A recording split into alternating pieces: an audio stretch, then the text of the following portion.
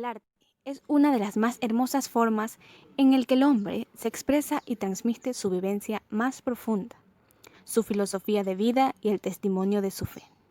Hola chicos y chicas, bienvenidos a este primer documental sobre el patrimonio material y bienes que tiene nuestro país. ¿Alguna vez te has preguntado cuáles son los diferentes y característicos elementos que conforman estos bienes? En este video te vamos a demostrar cuáles son los principales bienes que tiene nuestro país en patrimonio material, como es en arqueología, pintura, escultura, textiles, platería, documentos, libros, numanística, filatelía, medallística, entre otros. Cada uno de ellos va a representar autores, piezas que en la actualidad son un patrimonio único y mundialmente reconocido por diferentes organizaciones.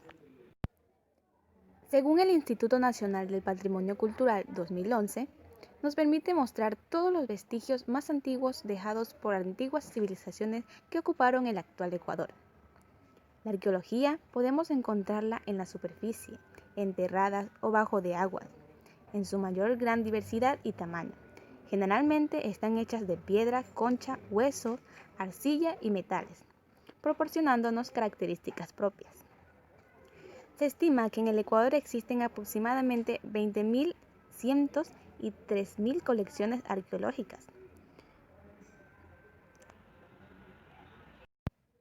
Cronología de la arqueología ecuatoriana. Esta se divide en 4 periodos. Periodo precerámico. Está entre 10.000 años a 3.500 años antes de Cristo. El periodo formativo, que está entre 3.500 años a 500 años antes de Cristo. El periodo de desarrollo regional está desde 500 años antes de Cristo hasta 500 después de Cristo. Y el periodo de integración está desde 500 a 1500 después de Cristo, según el Instituto Nacional de Patrimonio Cultural 2011. Artefactos de piedra. Data en el periodo precerámico. Para realizar estos artefactos se utilizaron principalmente el basalto, la obsidiana y algunas variedades de pedernal para raspar, cortar y matar animales. Las puntas de proyectiles son hechas en obsidiana, un vidrio volcánico particularmente vistoso, teniendo unas puntas de forma ovalada o triangular. ¿Sabías que los cuencos y morteros de piedra pulida, aunque algo toscos aún, se hallan en la cultura valdivia? Como podemos ver, el mortero de piedra de la cultura valdivia de hace 3.800 años a 2.000 años antes de Cristo. En el periodo formativo temprano. En el periodo formativo se generaliza el uso de las hachas de piedra pulida que tenían una superficie lisa y brillante. Los objetos hechos de roca volcánica, sobre todo basalto y andesita, de 10 a 12 centímetros de largo.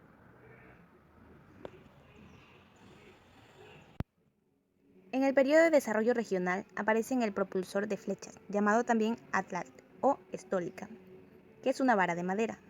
Este tenía un gancho de estólica y se encuentra en la región interandina. Artefactos de arcilla. Se asentaron entre las expresiones culturales más conocidas, en las cuales la cultura valdivia, chorrera, machalilla, huangala, amacoaque, bahía, manteña, Milagro Quevedo, entre otras. Los artefactos de arcilla se producen mediante las técnicas de modelado, corrugado y torneado, cada una identificada por su producto final. Las ollas de brujo de la cultura Milagro Quevedo. También son una pieza muy requerida por el tráfico ilícito. Estas son cuencos tripoides con patas acordeladas y torcidas. A menudo exhiben cabezas de serpiente. En la cultura huangala tenemos el cuenco pulido. Estos cuencos son simples, con bordes vertidos e invertidos y base convexa o anular. Sus diseños pueden ser antropomorfos y zoomorfos. Las máscaras son bastante comunes en representaciones humanas o zoomorfas, hechas de arcilla, concha o metal. Son expresiones faciales muy variadas. Tenemos también, entre las más famosas, a las Venus de Valdivia, pequeñas figurinas de mujer, originalmente hechas en piedra, con apenas una muesca o una línea profunda en un extremo insinuando las piernas y luego generalizada en barro cocido. Las figurinas de Machalilla y Chorrera son más grandes hasta 40 centímetros, a menudo hechas en molde, adornadas con englobe blanco y diseños de pintura roja. También encontramos artefactos menores de arcilla, como instrumentos musicales del periodo de integración, como las flautas, generalmente con 4 agujeros para producir los sonidos que aparecieron en la Sierra Norte. Los silbatos de forma humana y animal, que se usan y llevan diseños geométricos antropomorfos y zoomorfos. Artefactos de metal. En el Ecuador precolombino se trabajaron el oro, el platino, la plata y el cobre. Los incas trajeron el uso del bronce, aleación del cobre y el estaño. Entre los artefactos de metal existieron varias piezas como las hachas de cobre que son similares a las de las piedras. Los artefactos de metal cubren diversas áreas del quehacer cotidiano, desde instrumentos de trabajo hasta ornamentos corporales y armas, cinceles, tiras de cobre planas de 7 centímetros de largo con adelgazamientos de un extremo y agujas diversas de 3 a 8 centímetros de largo.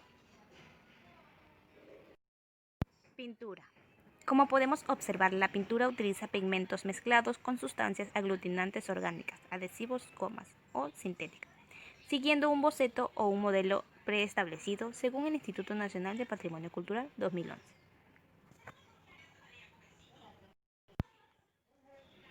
Mientras que Hachi 2011 lo caracteriza por varias capas: capa de protección, soporte, tela, madera, cartón, metal, etc. Imprimación o base de preparación, capa pictórica. Esta pintura, Los mulatos de Esmeralda, fue creada por Andrés Sánchez Galque en 1599, único autor que logró firmar su lienzo.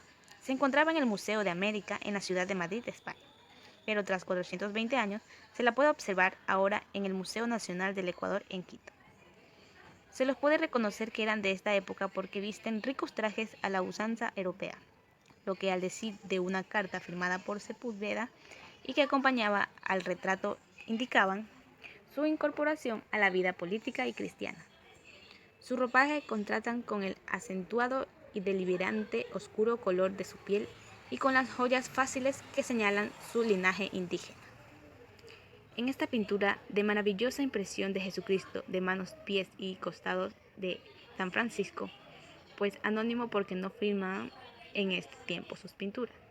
En estos cuadros de Miguel de Santiago, atribuido a él, no llevan su firma, pero los estudios realizados por los técnicos han demostrado que se deben a la mano genial de este artista. Algunos de sus cuadros se exhiben en la iglesia del Guápulo. Figura de la primavera, de la serie de las 4 estaciones que se exhiben en el Museo del Arte Colonial en Quito. Siglo XVIII. Es el retrato mayor de la Catedral de Quito, con el lienzo de la Asunción de la Virgen de Manuel de Samaniego, hacia 1802. Sagrada Familia con Donante, autor Manuel de Samaniego. La familia de la Virgen, San José, Santa Ana y San Joaquín, óleo sobre tela, se encuentra en la escuela quiteña. Un dato importante para reconocer estas pinturas es el rostro, ya que son bien rígidas y en el material que se hicieron estas pinturas presentan desgastamiento. Siglo XIX. Esta pintura se dio cuando se intentaba fundir Ibarra y es conservado en el Salón de la Ciudad de Ibarra. Pintura creada por Salas Áviles, 1804, Museo de Arte Colonial, siglo XIX. Siglo XX. Las obras más reconocidas e indiscutibles de Camilo Egas es Las Floristas. Desde ahí comienza toda la onda del indigenismo. Hay que recordar que Las Floristas no es una obra sola, sino es un trípode, es decir, son 3 obras, Los Guameriantes y San Juanito. De la ira y la ternura la representó Oswaldo Guayasamín, dado a conocer el amor de una madre, aunque el niño se porte mal. Entre los principales exponentes de esa época tenemos a los españoles Diego de Robles, escultor toledano, Luis de Rivera, pintor y escultor, y Fray Francisco Benítez. A continuación podemos citar las imágenes con la Virgen del Guápulo, tallada por Robles y policromada por Luis Rivera, y como pueden ver, la silla de coro de San Francisco por Fray Francisco Benítez, Quito. En el siglo XVII se manifiestan algunas características del siglo XVI, sin embargo hay variantes. Estas se las puede reconocer por sus gestos expresivos y algo rígidos. Se usa la técnica del estofado. El encarne de la piel, rostros, manos y pies tienen más brillos y los ojos son pintados. Se puede ver las esculturas casi planas. Entre los principales exponentes de esta época tenemos al Padre Carlos Marcos Guerra, autor del relato de San Ignacio, San Francisco Javier en la iglesia de la Compañía. Francisco de Castillo, Nuestra Señora del Buen Suceso y Virgen de Dolores, en el Monasterio de la Concepción de Quito. José Olmos Pampite, como uno de los más reconocidos por sus Cristos de cuerpos amoratados, sangrantes y llamados, y también de corazones palpitantes. Detalle de la imagen: Cristo de corazones palpitantes. Siglo XVIII, o también llamado Siglo de Oro, de la producción artística de la escuela quiteña. Se lo puede reconocer porque son tallados completamente en madera, la pintura de color de piel es muy brillante y los ojos son de vidrio o cristal. También las imágenes de vestidos que componen un armazón de madera cubierto de ropaje o de tela o brocado y tela encolada. También salieron a la luz los trípticos o altar portátil. Entre los principales exponentes tenemos a Manuel Chili, o también conocido como Caspicara. Uno de los más llamantes obras es la sábana santa de la Catedral de Quito. También tenemos el Cristo resucitado, robado, la Asunción de la Virgen, entre otros. También tenemos a Bernardo de Legarda. Una de sus obras fueron la Virgen de Quito, el retablo mayor del Monasterio del Carmen Bajo y la mampara de la Iglesia de Sangriento, entre otras. Siglo XIX. Dejó de ser una manifestación relevante, pero se mantuvo la temática religiosa. En el campo civil, su importancia en la representación de bustos y los militares artífices de la independencia de los personajes célebres de la nación. Entre estos temas se destacan San Juan de Dios Hospital, La Inmaculada, el Colegio Sagrado Corazón, Museo Municipal Cuenca, Parroquia de San Alejo en Guayaquil. También podemos ver el cemento Basílica de Voto Nacional en Quito, donde encontramos figuras mitológicas. También tenemos un retrato civil en marfil en el antiguo Museo Naín Isaías en Guayaquil. Entre los principales exponentes tenemos a José Domingo Carrillo, Juan Díaz Manuel, Benalcázar, José Miguel Vélez en Cuenca con temas religiosos como Niño Jesús y Cristo. Siglo XX. En este siglo las nuevas generaciones se dedicaron muy poco a cultivar la escultura, se dedicaban a la estatuilla pública como en monumentos, bustos y murales, exaltando la historia nacional. Se ensayan nuevas técnicas para moldear el yeso y para trabajar la piedra. Entre los principales exponentes tenemos a Miguel Minero, autor de La lucha de los centauros en Quito, Jaime Andrade, autor del mural de la Facultad de Economía en la Universidad Central del Ecuador, Quito, Miguel. Ángel Tejada trabajó en el retablo mayor del Guápulo, la mampara de San Agustín, entre otros. Textiles. Textiles en la época colonial y republicana. Los inicios de las industrias textiles ecuatorianas se remontan en la época de la colonia, cuando la lana de oveja era usada con los obrajes donde se fabricaban los tejidos. Actualmente la industria textil ecuatoriana fabrica productos derivados de todo tipo de fibras, siendo las más utilizadas el algodón, el poliéster, el nylon, los acrílicos, la lana y la seda, según Espinosa 2013. Según la Ley del Patrimonio Cultural, constituyen patrimonio cultural aquellos vestidos y accesorios de los pueblos de nacionalidades que habitan en los territorios ecuatorianos, según García Tanes 2011. Estos fueron elaborados en materiales tradicionales que tienen más de 30 años de ejecución, que poseen valores artísticos e históricos propios, y objetos y vestidos que pertenecieron a personajes de relevancia en la historia política del Ecuador. Como pueden ver, la figura collar con dientes de mono y dientes de un felino, Amazonía ecuatoriana. Estos ornamentos están bordados a pura mano con hilos de oro, plata, cobre y bronce, incluso algunos de ellos decorados con piedras preciosas. ¿Quién confeccionó estos ornamentos? Las madres oblatas hacían el milagro de hacer tremendas piezas con un alto concepto artístico. Tanta era su devoción y perfeccionamiento en la costura que se demoraban años en la elaboración de una consulla. Como pueden ver, consulla con hilos de plata, convento de San Agustín, Quito. Época preincaica. Las tribus se distinguían una de las otras por utilización de pigmentos en la cara y cuerpo. Los plumajes y las pieles de los animales infundían miedo. En la época colonial, los uniformes militares que utilizaron los conquistadores españoles en sus corridas para América Española, particularmente un territorio antiguo del Reino de Quito. Como pueden ver, son uniformes militares de las grandes españolas. Vestimenta militar y religiosa. Los uniformes más militares fueron diseñados según la ocasión, diario y uniformes de gala. Como elementos de rango tenemos charreteras, galones, botones, cintas, gorras, guantes, pañuelos, etc. Las condecoraciones y medallas constituyen elementos relacionados a las instituciones. Con estos símbolos se gratifica y reconoce el individuo que se destaca o merece un reconocimiento especial.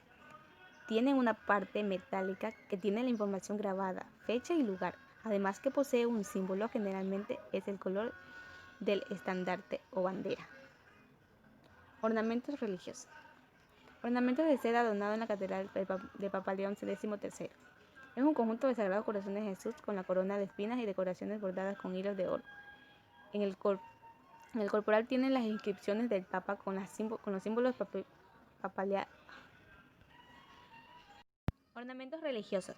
Ornamento de seda donado a la catedral por el Papa León XIII. Es un conjunto de Sagrado Corazón de Jesús con la corona de espinas y decoraciones bordadas con hilos de oro. En el corporal tiene la inscripción del Papa con los símbolos papales de llaves cruzadas y la tiara papal. El empleo de hilos metálicos y metales preciosos como el oro, plata, seda, lino y algodón, cosidos a mano y adornados con galones de pasamanería, bordados con hilos de seda. Sus diseños decorativos, tanto de las telas como de los elementos para decoración, son de carácter religioso. El borde de los ornamentos religiosos está decorado con encajes de hilos metálicos dorados y plateados, trabajados con hilos de oro y plata, hilos metálicos y laminillas también metálicas. Los blancos.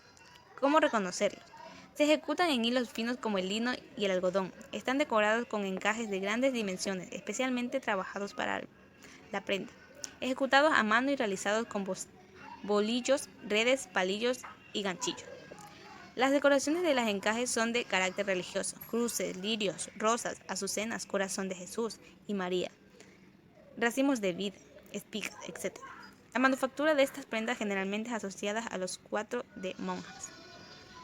Como pueden ver la figura, la capa y la Virgen de las capas. Platería. La historia aborigen, colonial y republicana, característicamente diferenciada, llega a establecer un sobresaliente ejemplo de tecnificación en el oficio de la metalurgia religiosa y utilitaria. La época aborigen de los periodos de desarrollo regional 500 a.C. a 500 después de Cristo e integración 500 después de Cristo a 1500 después de Cristo encuentra sus mejores cultores de la orfebrería de la Tolita, Capulí, El Ángel y Milagro Quevedo, según Pérez 2003. Orfebrería colonial. La orfebrería es el arte de elaborar metales preciosos para producir ornamentos rituales, religiosos y personales. Platería religiosa. Con este nombre se denomina a las piezas u objetos destinados al uso del culto católico, ritual. Al ser el misterio de la Eucaristía en el sacramento de la Santa Misa, el acto más importante del catolicismo fue la plata labrada, la destinada a su ritualidad, trabajándose para ello los llamados vasos sagrados, como los custodiados, cupones, entre otros. ¿Cómo reconocerlos? Todas son trabajadas en plata dorada. La mayoría de ellas contienen diseños relacionados con la Eucaristía, como por ejemplo el Cordero Pascual, un pez, una paloma, una cruz, hojas y frutos de vida.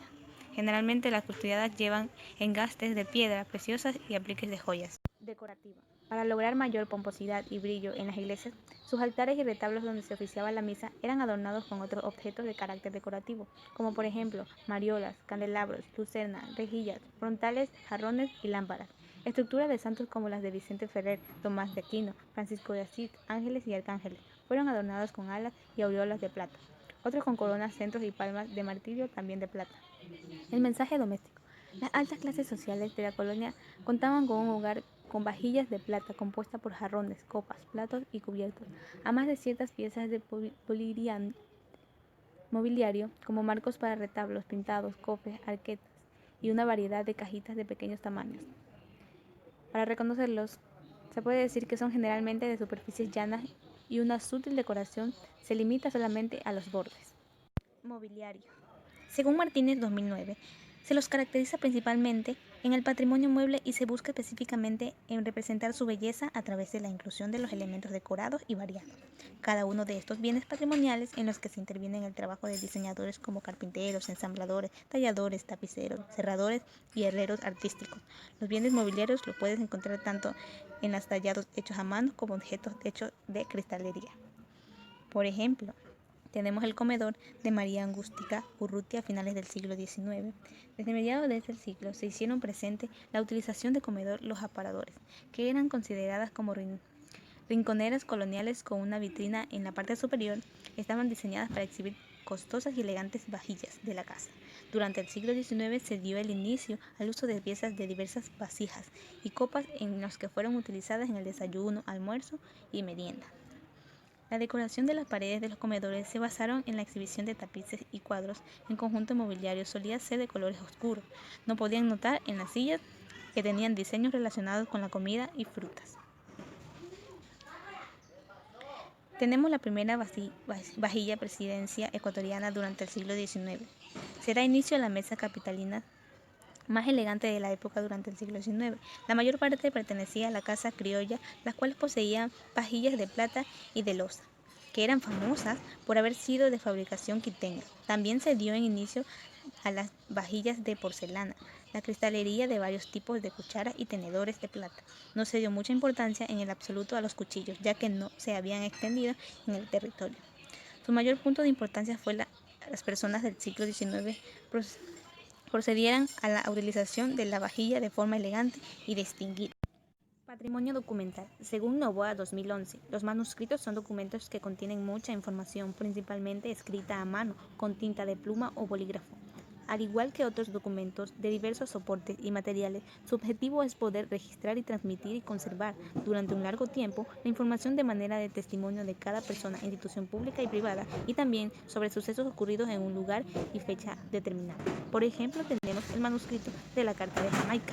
El manuscrito de la Carta de Jamaica en español integra gran parte del patrimonio documental y es cuestionado por ser parte del archivo histórico del Ministerio de Cultura y Patrimonio del Ecuador, institución que lo postuló para hacer registro como patrimonio documental de América Latina y el Caribe, en el cual fue otorgado por la UNESCO, ya que debido a su enorme trascendencia histórica, política y cultural que representa lo más importante para el resto de Latinoamérica, el pensamiento del libertador Simón Bolívar, tanto en la lucha por alcanzar la independencia de la región el 6 de septiembre de 1815 en Kingston. Patrimonio material, libros. Según Elena Novoa Jiménez 2009, es el conjunto de hojas de papel u otro material que se encuentran encuadernadas en forma de un volumen.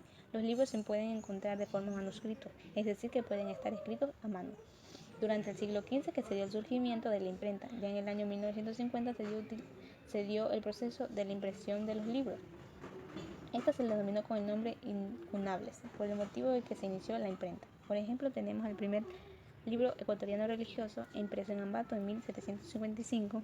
La primera imprenta instalada durante la época de la Real Audiencia de Quito fue en la ciudad de Ambato en el año 1751 y 1759, que dio por parte de los jesuitas por el nombre de la imprenta de la Compañía de Jesús. Estaba dirigida por el padre José María Maurgueri, el cual fue considerado como el indicador de la misma. Su mayor importancia fue durante el año de 1755 por ser parte de dar inicio a la impresión de los libros durante la época republicana. Se exhiben dentro del Ministerio de la Cultura y Patrimonio, ya que forman parte de las primeras ediciones ecuatorianas. Se catalogan como incunables ecuatorianos a los impresos aparecidos desde 1755 hasta 1800. Se consideran gran parte del patrimonio bibliográfico impreso en Ecuador. Se considera como uno de los primeros libros publicados y más representativos. Libros Primicias de Quito, 1792, Eugenio Espejo. Se dio su primera circulación el 5 de enero de 1792. Su principal propósito fue, a través de sus páginas, se dieran grandes reflexiones morales y disquisiciones filosóficas, así como recomendaciones y consejos sobre la salubridad, higiene y buenas costumbres. Esta obra se encuentra dentro del Fondo de las Ciencias Humanas de la Biblioteca Especializada del MCEP, sede de Quito, Ministerio de Cultura y Patrimonio, 2011. El primer libro escrito por Eugenio Espejo en 1792, denominado Las Primicias de Quito, es considerado como uno de los primeros libros publicados y más representativos del doctor Eugenio Espejo. Se dio por su primera circulación el 5 de enero de 1792. Su principal propósito fue, a través de sus páginas, que dieran grandes reflexiones morales y disquisiciones filosóficas, así como recomendaciones y consejos sobre la salubridad, higiene y buenas costumbres. Esta obra se encuentra dentro del Fondo de las Ciencias Humanas de la Biblioteca Especializada del Ministerio de Cultura y Patrimonio desde la sede de Quito. Cuando hablamos de numanística, nos referimos al término que designa el estudio de coleccionismo de monedas, estampillas y papel, monedas emitidas por una nación con el diseño oficial del país. La numanística también es conocida desde los tiempos del Imperio Persa. Estas se clasifican en 3 periodos: el periodo prehispánico, periodo colonial y periodo republicano. El periodo prehispánico, un periodo donde surgieron las relaciones e intercambios y las rutas comerciales en las sociedades aborígenes, en las relaciones de intercambio de productos y servicios o trueques entre los distintos grupos sociales que habitaron en el territorio que hoy conforma el Ecuador. Los objetos se los identifica como premonetarios y son los siguientes: collar de guapún, hachuelas de cobre, collares y collarines, trabajados en concha espóndilos, pepa de cacao, fragmentos de obsidiana, plumas de colores, hojas de coca, etc. Seguido a este periodo se dio a conocer el periodo colonial. El periodo colonial donde se dio el empleo de la moneda y las primeras acuñaciones en Hispanoamérica. Entremos en contexto. Del siglo XVI al siglo XVIII dio lugar al surgimiento en la América hispánica de varias secas o casas de moneda donde se acuñaron señas o monedas labradas en la plata, a lo que se les denominó reales, y en oros denominados escudos, donde América adoptó el sistema monetario octogesimal español, es decir, la onza o real de un 8 como unidad monetaria para la plata dividida en ochavas, y las onzas castellanas o escudos de 8 también llamados doblón de a 8 como unidad para el oro. Todas estas monedas las puedes apreciar en el Museo Numismático que pertenece al Banco Central de Ecuador. Este museo posee todas las monedas según su evolución. Y por último hablaré del periodo humanístico, que es el periodo republicano, el periodo donde se da la implementación de la Casa de la Moneda de Quito y surgimientos de la banca particular. Este periodo se divide en dos, en el sistema monetario octogesimal en 1822 a 1874 y en el sistema monetario decimal 1874 a 1927. Hablemos del primer sistema. A inicios de la etapa republicana ecuatoriana, el gran Juan José Flores decretó la fundación de la Casa de la Moneda de Quito, donde que la cera cierra sus puertas en 1863, pero su producción se destacó por una muy interesante riqueza simbólica. Inicios de la definición de un cuño indetentario. Y en segundo es el sistema monetario decimal, en 1874 a 1927, donde Ecuador adopta el sistema monetario decimal francés en 1874, con la producción de centavos de pesos emitidos por los bancos particulares. En 1884 se decreta como unidad monetaria al sucre y sus fracciones también amonedados por la banca privada del siglo XIX.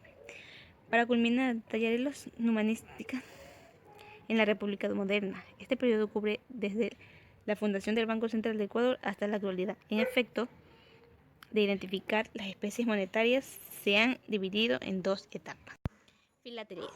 Según el Correo de Ecuador, alude que la filatería es la afición por coleccionar y clasificar sellos y estampillas, sobres y otros documentos postales.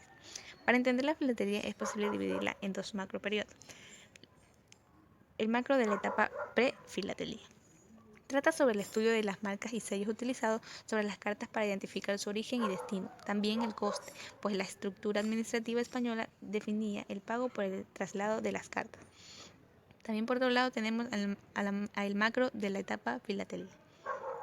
Hace énfasis a los sellos postales que son un producto cultural.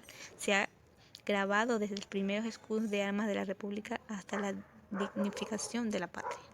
Luego de las guerras del siglo XX, guerra y paz, que han permitido insertar al Ecuador a través de un pedazo de papel engomado en el mundo hasta en los lugares más recónditos. La filatelía es arte y ciencia, es historia. Medallística. El término medallística quiere decir que reúne medallas históricas de gran valor artístico e iconográfico. Son discos metálicos similares en apariencia a las monedas, aunque usualmente tienen mayor diámetro. Se diferencian de ellas porque no representan un valor facial y su uso es para diversos fines. Su clasificación, se podría decir, son conmemorativas. Pueden ser oficiales, institucionales y particulares. Proclamación o jura. Son aquellas que resultan en advertimiento de un nuevo soberano. Fueron fabricadas en el siglo XVIII. Estas medallas eran consideradas como signo de lealtad. Comúnmente fueron gestionadas por los cabildos, representantes de la nobleza, virreyes, familiares caudaladas o algunos gremios importantes. La única medalla proclamada realizada durante la audiencia de Quito data de 1789. Las fuentes documentales anotan que un anónimo platero, con ocasión de la proclamación de Carlos IV, fundió medallas conmemorativas en módulos de reales de A4, y las misceláneas onomásticas, condecoraciones, reconocimientos de servicio, premios, recuerdos, se agrupan en una importante producción ecuatoriana, tanto oficial como particular, como una condecoración militar, inauguración de un servicio público, recuerdos de bodas de oro de una institución hasta un recuerdo de bautizo, recuerdos bodas de rubí con tonización de piñas, 1980, recuerdo segundo aniversario del Club de Empleados Autoridad Santuaria, 1966. Culto religioso. Emitidas por órdenes y congregaciones religiosas, son fabricadas para verificar la representación de alguna devoción. Sagrado Corazón de Jesús, Virgen Dolorosa del Colegio, fuente específica no vale. Placas, plaquetas o plaquetes.